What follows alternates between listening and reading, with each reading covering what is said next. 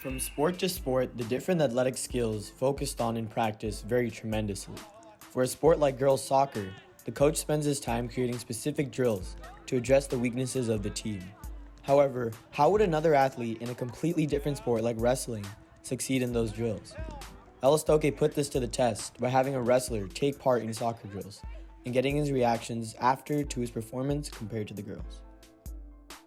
After the game, we have videos for each game, and so we look over them, or he looks over them most of the time, and then he kind of develops drills from what we were lacking on in the game. So I think they help to prepare us better for the next game, because we don't make the same mistakes that we made in the first game in the latter game. We actually don't do that every practice. We do it, I think that was the second time that we've done it, but I think it was also because we weren't really moving our feet fast enough in the game on Monday, and so he wanted us to kind of be ready for the ball, and so that's why we kind of did it again. It's like typing on a keyboard, right? The first time you type on a keyboard, you're like, oh, where do I go, right? But once you're done, once you practice, I don't know, 2-3 years, you're going so I think it was kind of like typing on a keyboard. The cones made it difficult because, first of all, I've never really trained with anything like cone related. I never did basketball, I never did soccer. Closest thing I did to any of that was volleyball, right? But yeah, so that was the first time I ever got introduced to something like that. So, the ladder drills, the drill in general, I think it's more of just a memorization type of thing. You practice it over and over, eventually you're gonna get faster and faster, right?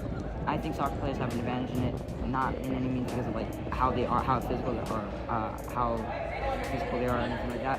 Mainly because how long they've been doing it, right? I guarantee the people on the soccer team have been doing it for a couple years. I'm talking about some of the things that have transpired in the last couple of games, some of the mistakes that we made, that are things that we've been focusing on working on. So playing in a small confined area, staying top of their person, and then also moving the ball quickly. And that was the other thing that when at the beginning of the practice, I was talking to them is how when we get the ball, we don't react as fast to make those quick passes that we need to. So that's the reason we did that drill today, is working on those two things at the same time. Oh my gosh, I kept passing it. I kept kicking it any which way except for the way I was supposed to kick it. So, the girls obviously kicked in the right direction. There's this one part where I just flipped and fell over. I don't want to watch this anymore. For short passing and long passing, it's all practice, really. Anyone can get good at it. They put the time and effort in, they're going to get good at it. In wrestling, obviously shooting for a leg requires coordination, but in soccer, you're kicking a ball that can go any which way depending on what way you hit with your feet. Right? You definitely need stamina.